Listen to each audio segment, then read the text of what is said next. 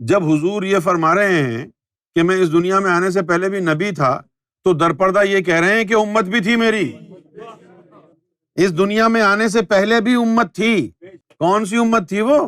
تمہارے جیسی تھوڑی تھی، شیعہ سنی وہابی دیوبندی، نہیں، ان کے فرقے جدا تھے۔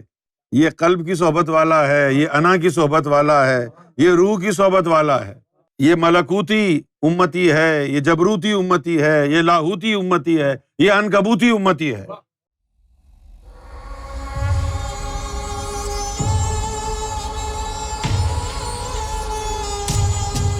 ایک چھوٹا سا لطیف نقطہ ہے میرے ذہن میں، اگر آپ چاہیں تو میں دو چار دن سے مچل رہا ہے، تو میں سوچتا ہوں کہ ڈر ڈر کے آپ کی اجازت ہے، مجھے یہ وسوسہ آیا کہ جو حضور نے فرمایا نا کہ میں تو یہاں دنیا میں آنے سے پہلے بھی نبی تھا، تو جو دنیا میں آنے سے پہلے جو نبی تھے، تو دنیا میں آنے سے پہلے تو آپ کی روح کہیں اور تھی، قلب کہیں اور تھا، لطیفہ انا کہیں اور تھا، تو نبی کیسے تھے؟ آپ نے غور کیا اس بات؟ تو مجھے وسوسہ یہ آیا، میں اس کو وسوسہ ہی سمجھتا ہوں جب تک آپ تصدیق فرمائیں، کہ نبی دنیا میں آنے سے پہلے نبی تھا، اس سے مراد یہ ہے کہ جہاں حضور کے قلب کو اللہ تعالیٰ نے 5000 سال مقام محبت میں رکھا تھا، تو اور بھی کچھ قلب تھے جن کو حضور کی صحبت میں وہاں رکھا۔ صحیح ہے؟ تو اب حضور کا جو قلب ہے وہ جزوی نبوت کے ساتھ، اور وہ جو دوسرے قلب ہیں وہ جزوی امتی ہونے کے تحت وہاں ساتھ تھے۔ ان قلوب میں سے کوئی قلب جس کے اندر زمین پر جائے گا، رکھا جائے گا، وہ کسی بھی دھرم کا ہو، کسی بھی ذات پات کا ہو، جب اس کے اندر وہ قلب جائے گا تو وہ خود بخود حضور کی امت میں داخل ہو جائے گا۔ اسی طریقے سے کچھ ایسے بھی تھے جن کے لطیفہ انا کو حضور کے لطیفہ انا کے ساتھ صحبت کا شرف عطا ہوا، وہ اس راستے سے حضور کی امت میں داخل ہو گئے۔ نہیں، مجھ پر یہ آشکارا ہوا، اب واللہ عالم بالصواب، اللہ بہتر جانتا ہے کہ یہ شیطانی بات ہے یا رحمانی ہے۔ آپ لوگ بتائیے گا کہ آپ کے دل کی دھڑکنیں کیا کہتی ہیں۔ مجھے یہ سمجھ میں آتا ہے کبھی کبھی کہ حضور کی جو امت ہے، اس امت میں درجات ہیں۔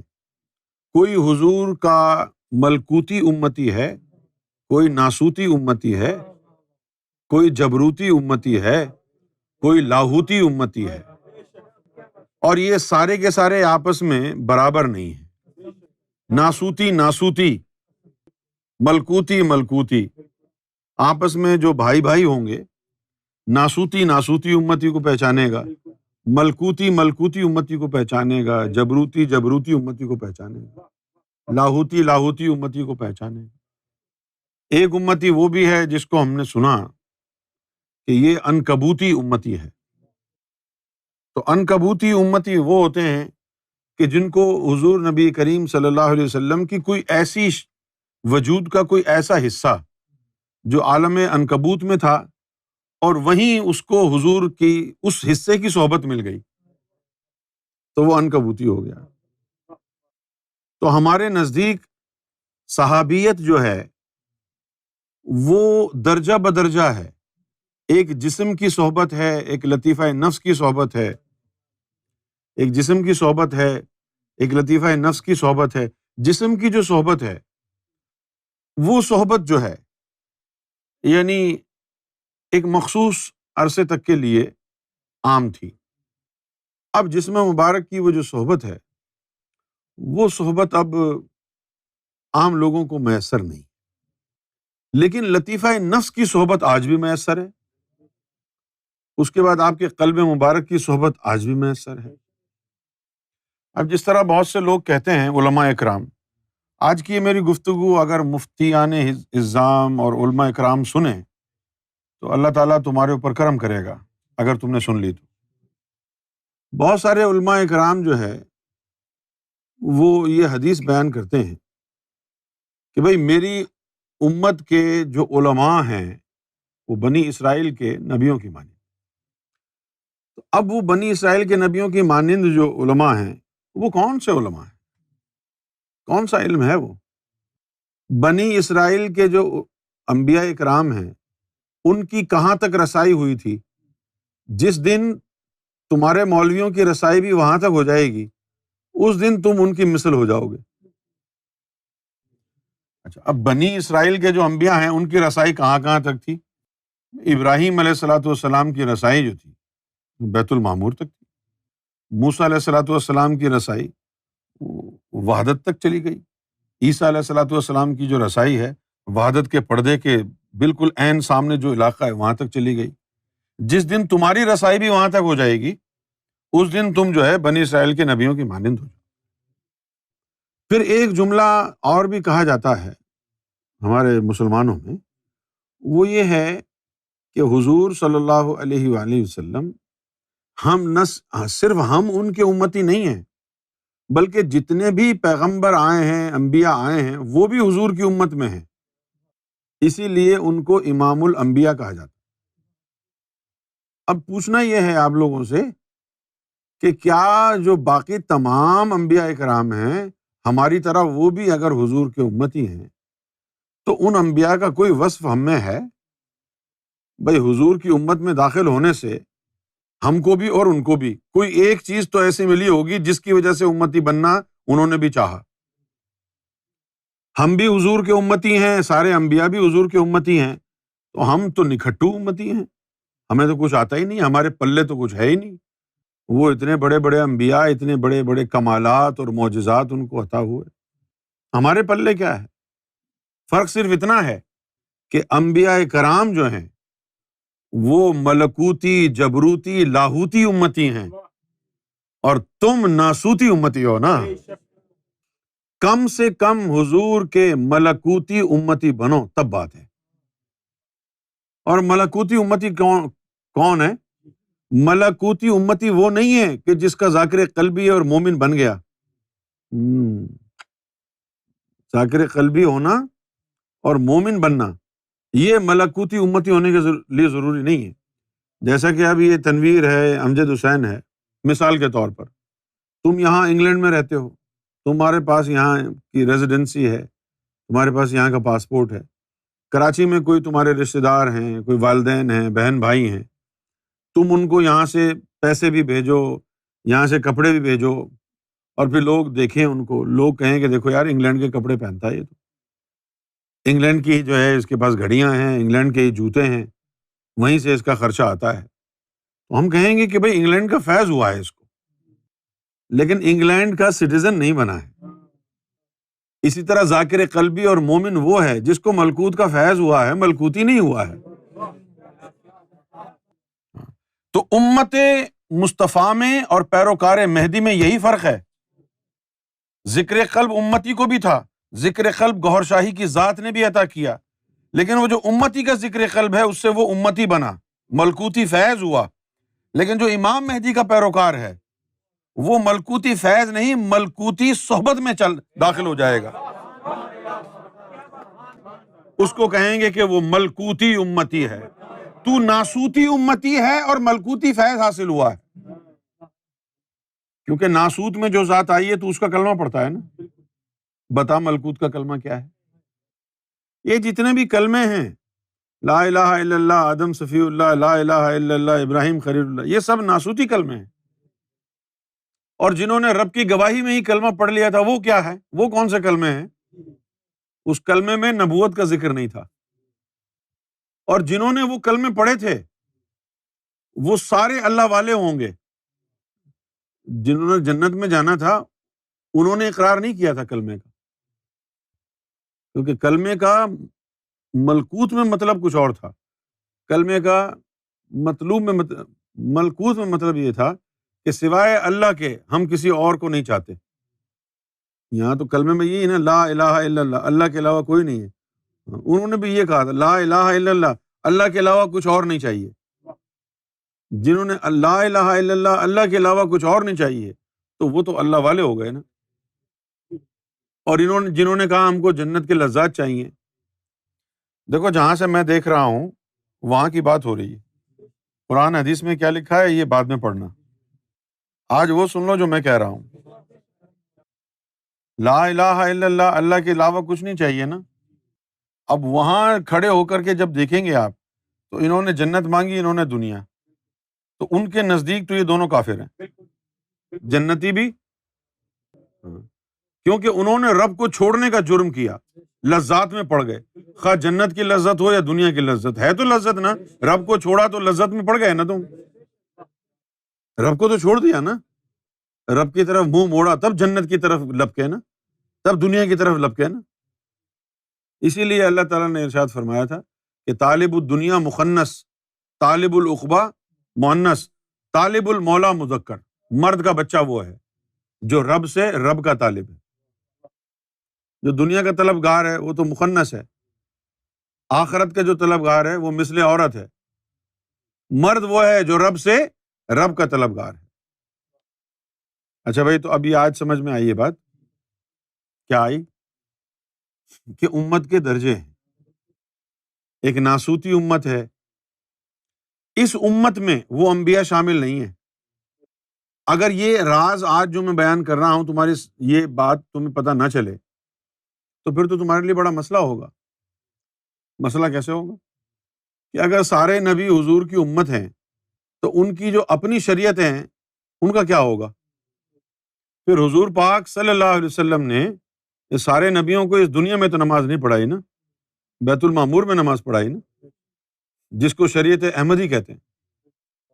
تو اب شریعت محمدی ہو گئی اور ایک شریعت احمدی ہو گئی، تو شریعت محمدی وہی ناسوتی امت کے لیے ہے نا، اور وہ جو شریعت احمدی ہے وہ کس کے لیے ہے پھر؟ وہ ان لوگوں کے لیے جو اپنی روحوں کو منور کر کے جبروت تک پہنچ گئے۔ تو شریعت احمدی میں وہ سارے انبیاء کرام آتے ہیں، شریعت محمدی میں نہیں آتے۔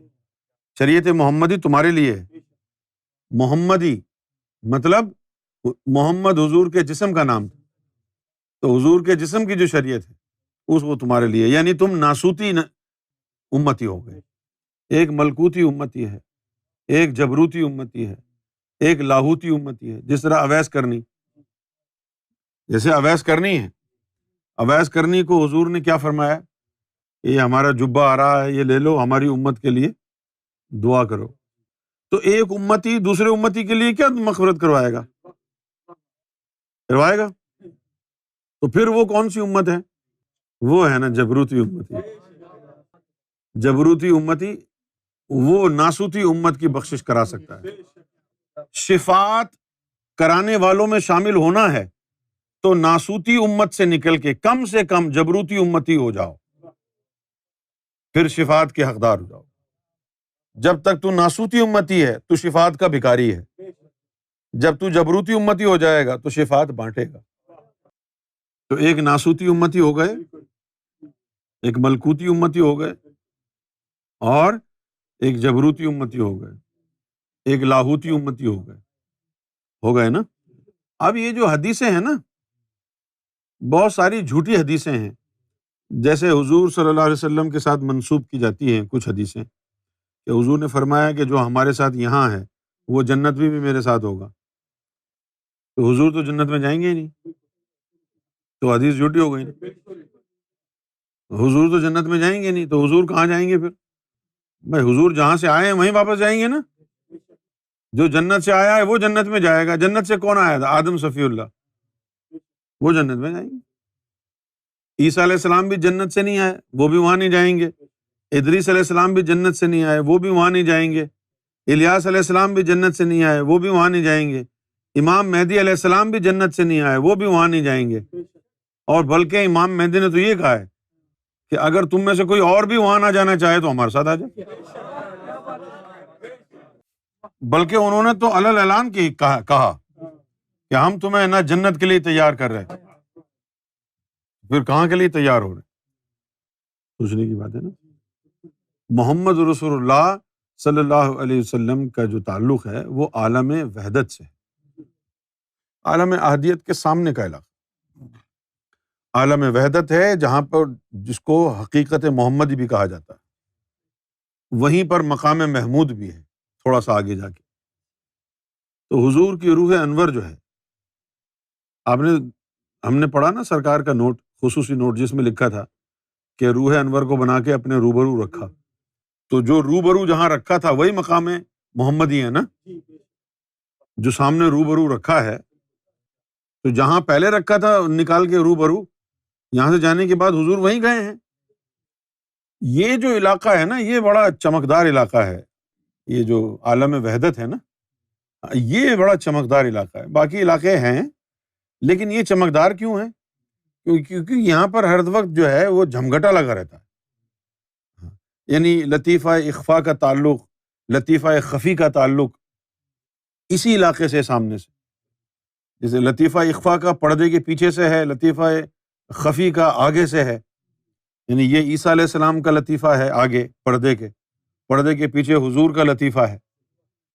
تو آس پاس ہی یہ سارے جو ہے نا خطرناک علاقے ہیں، آس پاس ہی سارے، کہیں جو ہے وہ مقام محمود ہے، کہیں حضور کی روح انور کا مقام ہے، یہ سارے مقام قریب قریب ہی ہیں، نزدیک نزدیک ہی۔ جس طرح تم لوگ جاتے ہو زیارت کے لیے، سنی زیادہ تر جاتے ہیں بغداد شریف غوث پاک کے مزار پہ، شیعہ جو ہے وہ جاتے ہیں کربلا اور نجف، سب مسلمانوں کے الگ الگ ہے نا قبلہ کعبہ، کچھ لوگوں کے گناہ معاف ہوتے ہیں بغداد میں، کچھ کے مکہ مدینہ میں، کچھ کے کربلا میں معاف ہوتے ہیں، بٹوارا ہو گیا ہے اللہ رسول کا، کچھ کے گناہ صرف مکے میں معاف ہوتے ہیں کعبے میں جا کے، اور کچھ کے گناہ صرف مسجد نبوی میں ہوتے ہیں، ہے نا زیارتیں وغیرہ، فرقوں کے حساب سے زیارت بھی بنی ہوئی ہے نا، جو شیعہ ہمارے ہیں بھائی وہ ادھر جا رہے ہیں، نجف چلو، کربلا چلو، مدینہ، ابے چھوڑو مدینہ جا کے کیا کریں گے۔ حضرت علی سے پوچھا کہ مولا علی، آپ نے مدینے کو چھوڑ کے نجف میں کیوں ڈیرے ڈال لیے؟ میرے دل میں شکوہ تھا، مدینے کو رہنے دیتے، وہاں حضور نے اتنا وقت گزارا ہے، مدینے کی تقدیس کم ہو جاتی ہے، تو آپ نے نجف میں ڈیرے ڈال لیے، اس کے پیچھے راز کیا ہے، حکمت کیا ہے؟ تو مولا علی نے یہ فرمایا کہ میرے خلیفہ بننے کے بعد جو ہے نا وہ فتنے بڑھ گئے تھے، تو میں مدینے سے اس لیے باہر نکلا کہ میں رہوں گا تو مدینے میں جو ہے نا وہ خون ریزی ہوگی، تو میں نے حضور صلی اللہ علیہ وسلم کے شہر کے ادب میں اپنی سیٹ نجف میں رکھ دی، تاکہ یہاں پر خون بہا لیں لوگ اور مدینہ محفوظ ہو جائے۔ یعنی اتنی محبت ہے مولا علی کو مدینے سے کہ فرمایا کہ یہاں سے میں نکل کے وہاں بیٹھ جاتا ہوں تاکہ یہاں خون خرابہ نہ ہو۔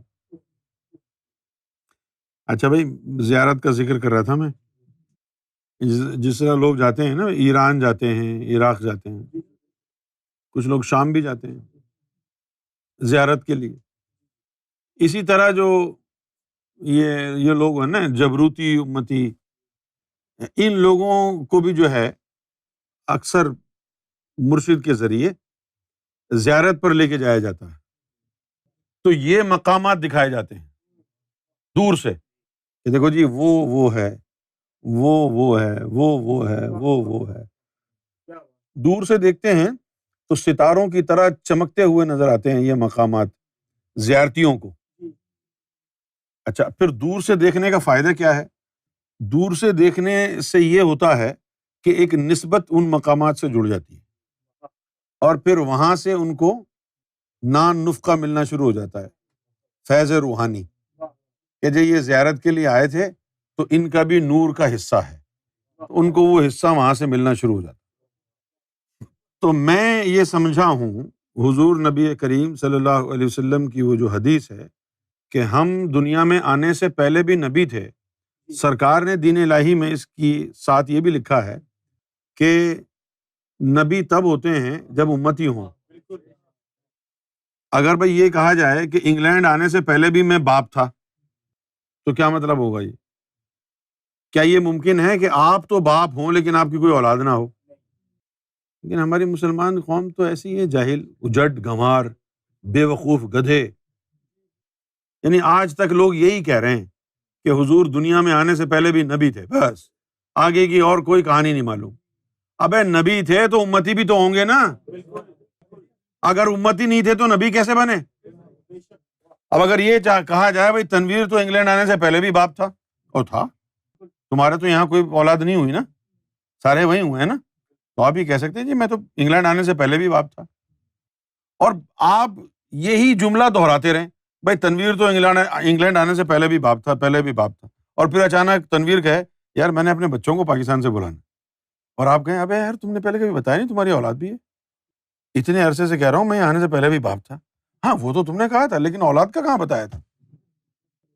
تو جب حضور یہ فرما رہے ہیں کہ میں اس دنیا میں آنے سے پہلے بھی نبی تھا، تو درپردہ یہ کہہ رہے ہیں کہ امت بھی تھی میری،